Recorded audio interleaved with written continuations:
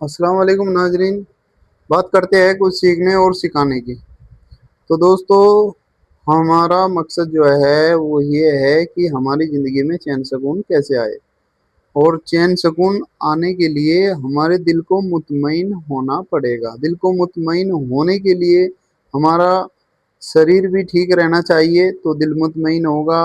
और हमारी जो है विश वगैरह विश जो है, देखिए विश कभी किसी की पूरी नहीं होती। हमें मुतमईन रहना पड़ेगा किस्मत पे। एफर्ट करना है, अपनी तरफ से पूरी कोशिश करनी है, उसके बाद जो मिले उस पे हमें सब्र करना है। ठीक है, तो दोस्तों हमारा दिल मुतमईन हो जाएगा। बात करते हैं कि हमारा शरीर कैसे हम ठीक रख सकते हैं, क्योंकि हमारा शरीर है तो केयर कौन करेगा, हमें ही करनी पड़ेगी। दोस्तों, अपनी बॉडी की, अपने शरीर की केयर करने के लिए हमें कुछ अपनी आदतों को चेंज करना पड़ेगा और कुछ अच्छी आदतों को मतलब फॉलो करना पड़ेगा। तो दोस्तों, जैसे हमने कुछ बीमारियों के बारे में वार्तालाप की थी, उसमें शुगर, ब्लड प्रेशर, कोलेस्ट्रॉल और जी थायराइड, गैस तेजाब, खट्टी डकार, मोटापा, इन सब पे चर्चा हुई थी। आज बात करते हैं दर्द। दर्द क्या है और क्यों होता है और इसका सॉल्यूशन क्या है। देखिए, कुछ दर्द ऐसे होते हैं जो एक्सीडेंट वगैरह हुआ, चोट लगी, उससे जो दर्द होता है। कुछ दर्द ऐसे होते हैं फीवर वगैरह हुआ तो उससे दर्द होते हैं। और कुछ दर्द होते हैं कोई कारण भी दिखाई नहीं दे रहा, बुखार भी नहीं हुआ और चोट चोट वगैरह भी नहीं लगी, लेकिन फिर भी दर्द रहता है। तो उस दर्द पे हम बात करते हैं, उस दर्द से कैसे बचा जा सकता है और उससे उसके लिए हमें क्या करना चाहिए। तो दोस्तों, कुछ पहले देखने में आता है कि दर्द वाली समस्या जो है वो 50, 60 या 70 साल के बाद दिखाई देती थी। और अभी क्या हो रहा है कि वो 20 साल से 25 साल से ही दर्द वाली समस्या स्टार्ट होती जाती है। बल्कि देखने में आता है कि 8 साल का, 10 साल का बच्चा भी दर्द बताने लगता है। हाँ, नहीं तो 25, 30 तक जाते जाते तो दर्द ज्यादातर मतलब 50% पॉपुलेशन जो है दर्द बताने लगती है। उसका कारण ये है कि हमारा रहन सहन और खान पान सही नहीं है। उसकी वजह से हमारा खान पान रहन सहन सही नहीं होने की वजह से हमारी बॉडी में पेन रहने लगता है। बॉडी में पेन रहने लगता है तो हम पेन किलर खाने लगते हैं।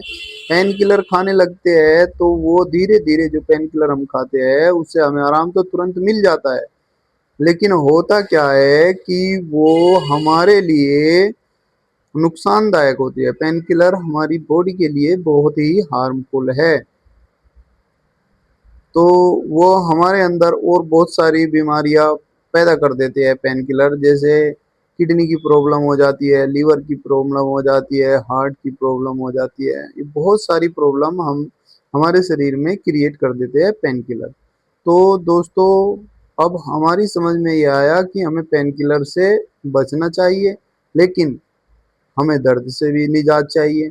अगर पेन किलर नहीं लेंगे तो दर्द से कैसे निजात मिलेगी।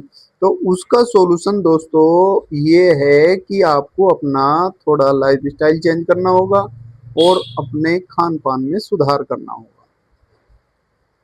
तो हम बात करते हैं कि लाइफ स्टाइल में हमें क्या करना है। देखिए, आपको अपना वेट नहीं बढ़ने देना है, फर्स्ट पॉइंट। दूसरा पॉइंट, आपको डेली रूटीन में कुछ समय के लिए अपने बॉडी के लिए एक्सरसाइज वगैरह करनी है। तीसरी बात, आपको अपने खान पान में जंक फूड वगैरह को अवॉइड करना है या कम से कम इस्तेमाल करना है। तो दोस्तों, अगर हम इतना कर लेते हैं तो हमें दर्द से निजात मिल जाएगी बिना पेन किलर के भी। ठीक है दोस्तों, तो जैसा कि खान पान की बात करें तो खान पान में होना क्या चाहिए कि हमारा सुबह का जो नाश्ता है, सुबह जो नाश्ता खाना जो हमारा होता है वो सनराइज के आसपास होना चाहिए, सनराइज के आसपास होना चाहिए। और दोपहर में जो हमारा लंच होता है वो मिड डे में होना चाहिए। मिड डे मतलब आधा दिन बीत जाए, जब जो है ये मान के चले ये मोटा मोटी 1 से 2 के बीच का टाइम होता है, 12 से 2 का कह सकते हैं। मतलब अगर आपका लंच टाइम जो है 12 से 2 का होना चाहिए और शाम का खाना आपका जो है वो सनसेट के आसपास होना चाहिए। ये तो खाने का टाइम हुआ हमारा, जो 3 टाइम खाते हैं। जो 2 टाइम खाते हैं उनके लिए सनसेट सनराइज, यानी सुबह सूरज निकलने के टाइम पे आसपास, मतलब पहले या बाद में, और शाम को सूरज डूबने के पहले या बाद में। ठीक है, मतलब ऐसा नहीं है कि बहुत रात में हम खाना खाते हैं। जहाँ तक देखने में आता है कि सबसे ज्यादा जो हमारे खाने का रूटीन जो बिगड़ा है वो शाम के खाने का बिगड़ा है। उसे हम रात में 10, 11, 12, 1 बजाते हैं शाम के खाने के लिए, और खाते हैं फिर सो जाते हैं। खाना डाइजेस्ट होता नहीं है, फिर वो जो है हमारे अंदर फायदे की बजाय नुकसान करता है। एक तो ये हो गया कि खाने की टाइमिंग सही कर ले। दूसरा ये हुआ कि हम अपने खाने में ऑयली फूड जितना कम लेंगे उतना अच्छा रहेगा।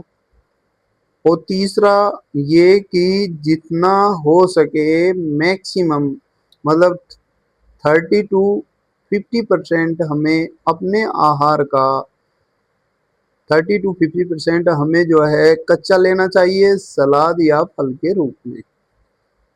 सलाद या फल के रूप में हमें अपने आहार का, अपनी डाइट का 30 से 50% लेना चाहिए।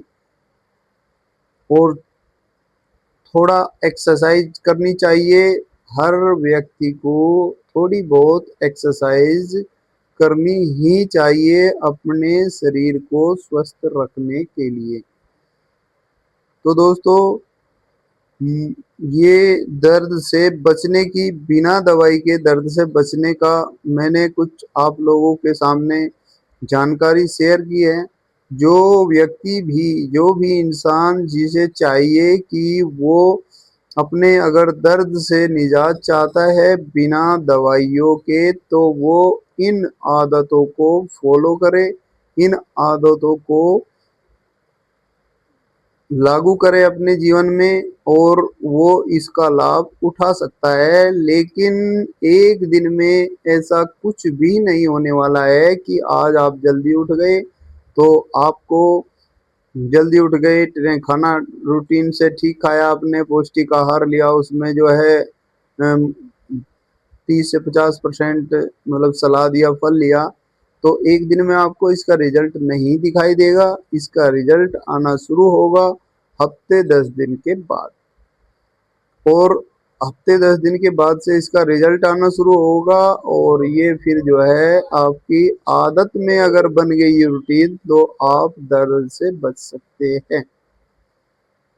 तो दोस्तों, ये बात थी हमारी दर्द से बचने की। अब दर्द होता क्यों है, उसका कारण क्या है, हम इस पे थोड़ी चर्चा करना चाहेंगे।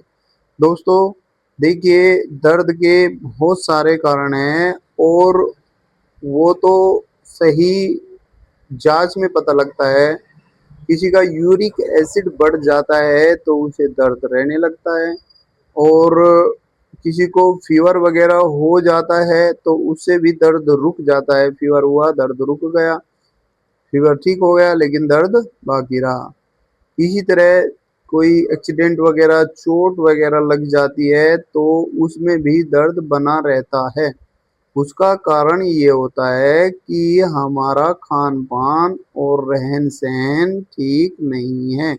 हमें ज़रूरत है कि ज़्यादा से ज़्यादा अपने खान पान और रहन सहन पे फोकस करें, न कि दवाइयों पे। दवाइयाँ तुरंत रिलीफ देती है आपको, लेकिन उससे क्या है कि बाद में फिर हो जाता है, फिर दवाई लो, फिर हो जाता है, फिर दवाई लो, ऐसे ही चलता रहता है।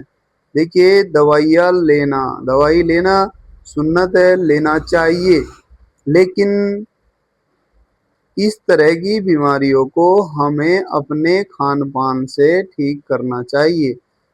भाई बुखार हुआ दवाई ले लो, अच्छी बात है, चोट लगी दवाई लेनी चाहिए, बहुत अच्छी बात है, लेकिन उसको बराबर लेते रहना दवाई को। दवाई इसलिए नहीं है कि आप बराबर दवाइयाँ खाते रहे। तो दोस्तों, दवाइयों से जितना हो सके उतना बचना चाहिए, उसके लिए हमें अपने रहन सहन और खान पान पे फोकस करना चाहिए ताकि हमें दवाइयाँ ना खानी पड़े। ठीक है दोस्तों, फिर नेक्स्ट वीडियो में बात करते हैं। अस्सलाम।